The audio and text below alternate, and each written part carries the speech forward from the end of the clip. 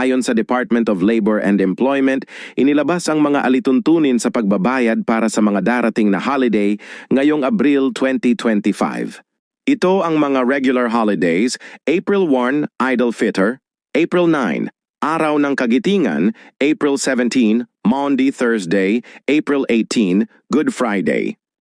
Para sa mga regular holiday, kung hindi magtatrabaho ang empleyado, makakatanggap siya ng 100% ng kanyang arawang sahod basta't nagtrabaho o nasa leave na may bayad sa araw bago ang holiday. Kung magtatrabaho ang empleyado, makakatanggap siya ng 200% ng kanyang arawang sahod para sa unang 8 oras ng trabaho. Dito naman tayo sa Special Non-Working Day, April 19, Black Saturday. Para sa Special Non-Working Day, ito nakinig po kayo. Kung hindi magtatrabaho ang empleyado, walang bayad maliban kung may patakaran ng kumpanya na nagbibigay ng kabayaran sa ganitong araw. Malinaw po yan.